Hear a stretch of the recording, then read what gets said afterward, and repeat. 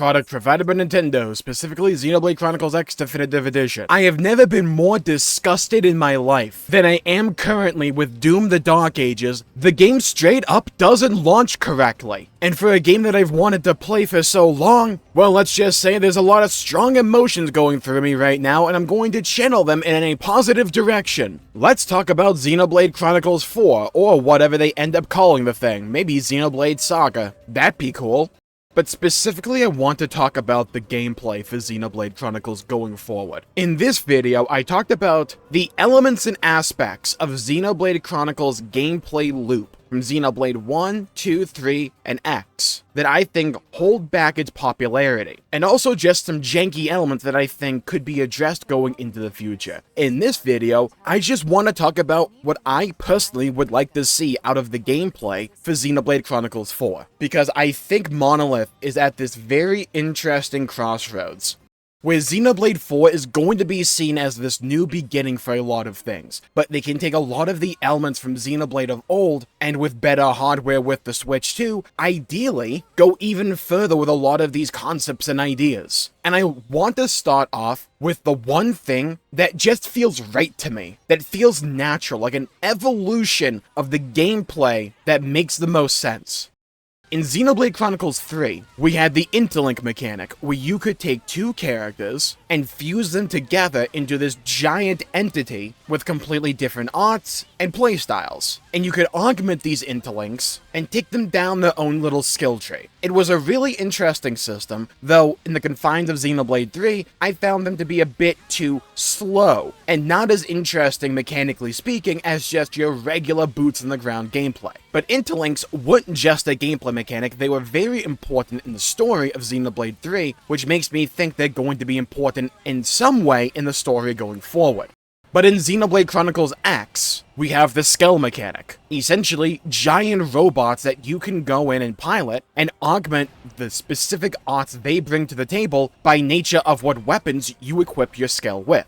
It is a great system that is only brought down, in my opinion, because of the balancing of the various systems in Xenoblade Chronicles X. However, something that just feels right to me is merging the concepts of interlinks and skells going into the future. Because I'm of the opinion, we're definitely seeing skells again, right? But I am of the opinion, one of the ways you can take this system and just have this wow factor to it, so it doesn't just feel like something we've seen before, allow us to combine the various skills in our party together with an interlink-like system to make an even larger giant robot that is able to blend the various weapons that we've equipped to those other skells together. This could lead to just so much customization and player expression, but also the wow factor and the cool factor.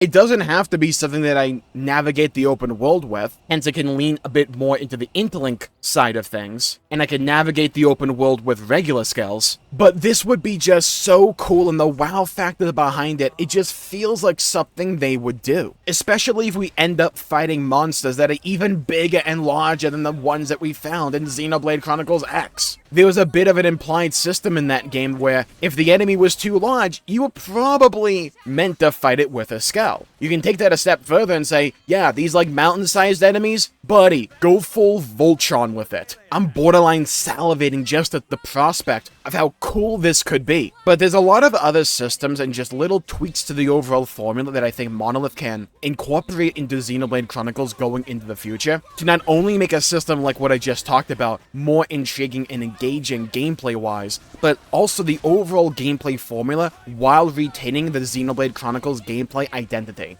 Let's talk about the simple act of pressing your buttons, the most basic blueprint of a video game. There's two main styles in Xenoblade. You have the style found in Xenoblade 1 and in X, where you have this horizontal bar filled with arts, very similar to a hotbar in an MMORPG like World of Warcraft or Final Fantasy XIV, but instead of using a mouse and keyboard, you just scroll to the left and scroll to the right to get to the art you want. It can lead to gameplay feeling a bit slow and tedious as you spend quite a bit of time actually getting to the button you want to press instead of actively engaging with the combat. Whereas in Xenoblade Chronicles 2 and 3, they map those arts to various buttons on your controller. So during combat, you're not scrolling a horizontal bar, you're just simply hitting the buttons. And this is a system that I think they should probably lean into going into the future. I can understand not doing it for Xenoblade Chronicles X Definitive Edition because the original Xenoblade X didn't have that. But when it comes to a whole new game, I think the system in 2 and 3, with just mapping the buttons to the controller, leads to more satisfying mechanical presses of your buttons. And there's less inherent downtime that you may pick up consciously or subconsciously because you're just scrolling to the ability you want to press. I think it keeps you in the action and the gameplay in a far more engaging manner than the horizontal bar. However, outside of that, I think a lot of inspiration for the combat in Xenoblade 4 should be found in Xenoblade X. The way I've always talked about it, even before Definitive Edition, is that the way that Xenoblade 1, 2, and 3 focus more so in on the story and the characterization and thematic exploration compared to the gameplay is similar to how Xenoblade Chronicles X leans into the gameplay side of things in comparison to the story. It's not that Xenoblade 1, 2, and 3 don't have good gameplay or that Xenoblade X doesn't have a good story, it's just the priorities for each of these entries differ, and there's nothing inherently wrong with that. I just think if we're going to go in the direction of what should Xenoblade 4 look like, I think you should take the storytelling and the pacing of, say, a Xenoblade 1, 2, 3, or Xenoblade X Chapter 13, and combine that with the interesting gameplay and the systems found in Xenoblade X, and combine the two. I would love having an open world in the style of Xenoblade X that is fully explorable, because in a series like Xenoblade, and from developers like Monolith Soft, they create some of those beautiful, gorgeous worlds that are so immersive in all of gaming that I want to fully explore, and they can craft an amazing open world like they did with Xenoblade Chronicles X. I would love to see them have another crack at it, but combining all the various aesthetics of Xenoblade 1, 2, 3, and X. Because that's kind of the blueprint we're at right now. They found themselves in a story where all these various elements are seemingly coming together. And just because not everything was executed in the most elegant fashion, or necessarily all that well with Xenoblade Chronicles X, sometimes the movement can be a bit clunky. Sometimes the balancing can be all over the place. I don't think that's an excuse good enough to shy away from trying these ideas again, just with different execution to tighten up the overall experience to make it more fun and engaging. For instance, a common critique with Xenoblade Chronicles X is that the Skell gameplay is less interesting mechanically than just regular boots in the ground out of Skell gameplay. Because when you're on the ground, you have things like quick cooldown, and your arts tend to flow and synergize with each other if you know how to build far better and in a more interesting way overall than your arts when you're in a Skell. Because again, the Skell arts you have are dependent not on a class or anything like that, but they're dependent on the weapons you bring to the table. So Skell arts can feel kind of disconnected from each other, or you only pick the ones that are like, oh, I have a bunch of buffs for thermal damage, let me just take ones that deal thermal damage. It's not that interesting mechanically speaking though, compared to, oh, I want to hit these buffs and these debuffs to enhance this ability, so that if I target this appendage, I'm doing a bunch of damage. It's little small things like that that add up with each other to create a really interesting gameplay loop. So I think the solution to this is not scrapping the Skell mechanic or the Skell idea overall, it's to come at Skells from a different perspective. Okay, what makes Skells so cool? Being able to pilot a giant robot and being able to tackle larger enemies easier. It should be a power fantasy and should be a power trip. Skells should feel powerful when you're in them, and you should be able to tackle more things in the game than you would be able to out of them. So what are the solutions? I think you speed up the overall gameplay, faster cooldowns, faster animations across the board for the most part, but also you ease up the actual acquisition of various components for your Skell. And I think a series that Monolith could really take a lot of inspiration from here is a game called Armored Core. In Xenoblade X, if you want a lot of various cool weapons, you either have to go grind out various enemies in the overworld, which is not particularly fun or interesting, or you need to accrue a whole bunch of various resources either through online play or offline play, gather up a bunch of Moranium and credits or credits, and then you can get the piece you want. And then you need to customize it with a bunch of additional effects to make the damage far more worth it. It's just way too many steps in this process to get to the actual gameplay. And I think what they could do is just make it so that you buy these things with credits, let us sell these components at the exact same value as well that we bought them with, and just let people have a way easier time trying out various Skell builds and combinations instead of making it a massive grind, which I don't think it needs to be.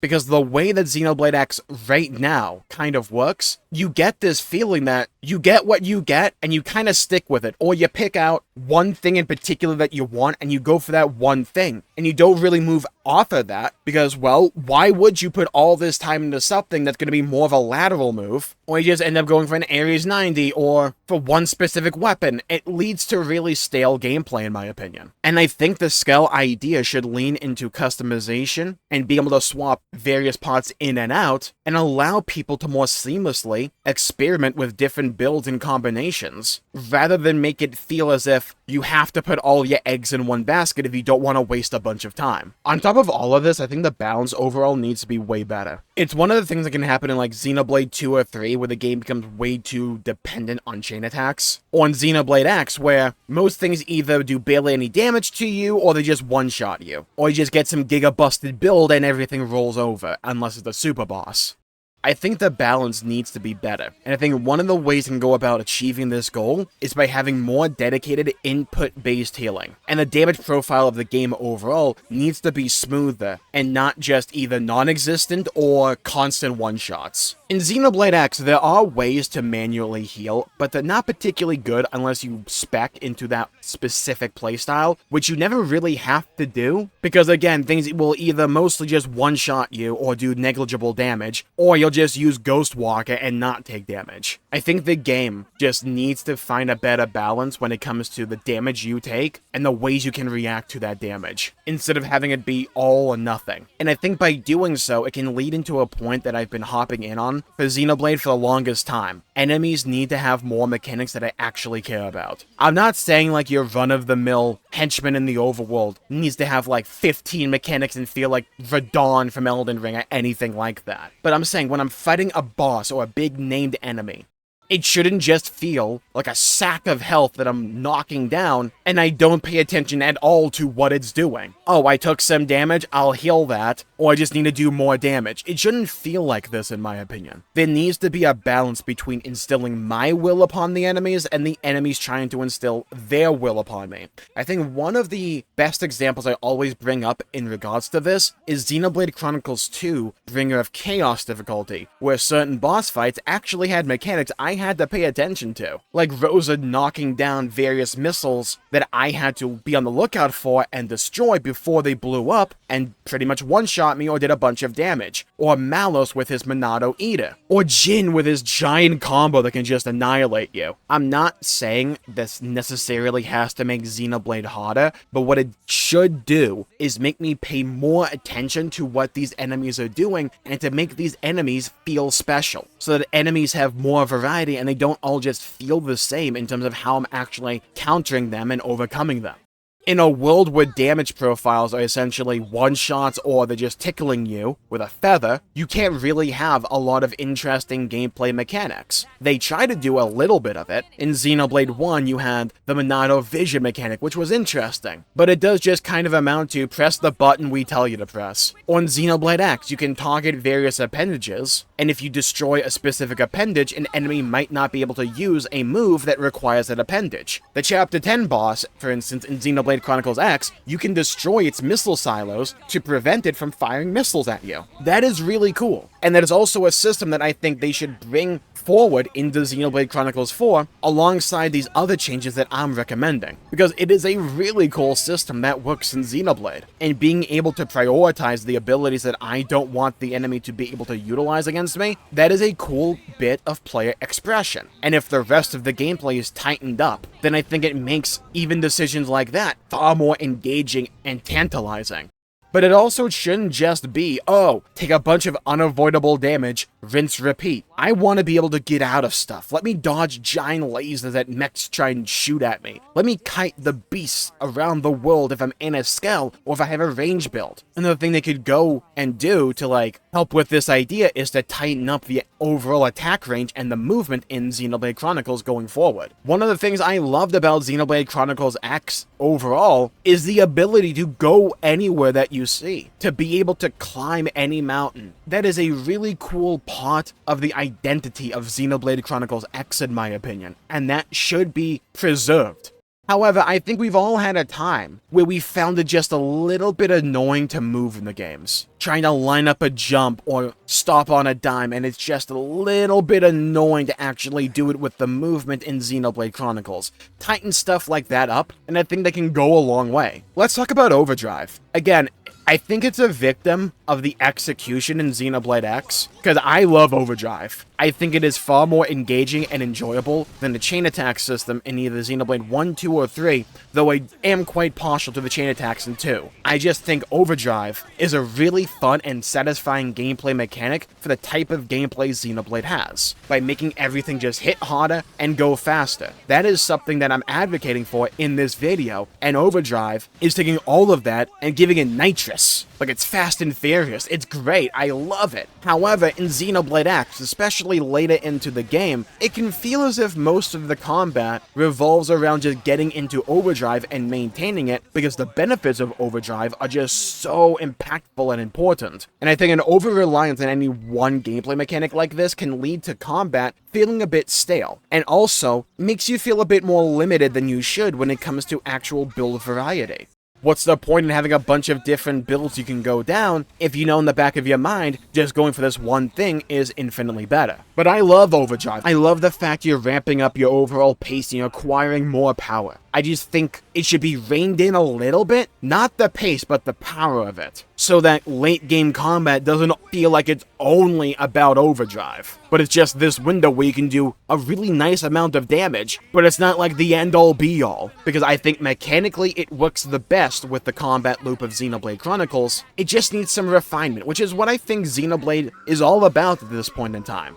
A lot of great ideas that just need some more refinement instead of just taking the whole idea and concept and throwing out the proverbial window. I think the world exploration of X should be preserved. I love the Skell system, and honestly, I think they should lean into it even more and have different archetypes of Skells, like how they had the Race Velg in Xenoblade X Definitive Edition. Wasn't all that good there, but I like the idea of different Skells being able to do different things, not necessarily just when it comes to combat, but also in how they navigate around the world, having some Skells with even higher jumps, or maybe some Skells that can boost in a direction just for a bit of mobility, or to evade certain attacks. Maybe you could give some Skells like active camouflage. There's so many different things they could go about doing when it comes to having even more variety in the Skells when it comes to open world navigation. There is so much potential to take the formulas of the various mechanics in Xenoblade Chronicles as a franchise and to twist them and to tweak them in sometimes subtle, but sometimes rather significant ways to make them, in my opinion, far more enjoyable and exciting. I don't think Xenoblade needs to completely alter its identity gameplay-wise. I think it should tweak what is already there to make it more enjoyable and snappy. Speed up animations across the board, maybe have a one or two every now and then that are a bit lengthy, but I think having faster art animations and faster cooldowns across the board would make combat feel more mechanically satisfying on a moment-to-moment basis, combined with all these other little things that I've talked about throughout this video, and nothing is like particularly far out there. It's just taking what already exists, and in my opinion, doing them better. But I'd love to hear your thoughts and your opinions. Talk about it in the comments down below. What would you love to see out of the gameplay side of things when it comes to Xenoblade Chronicles 4? Do you really like one of my suggestions? Do you have one of your own? I'd love to hear your thoughts and hear your opinions and to hear your perspectives. And while you're down there, please leave a like and subscribe. It really helps the channel out and helps support future content, and I greatly appreciate it. Stay safe, have a great day, go play some video games, and I'll see you all next time. Bye-bye, everybody, until we meet again.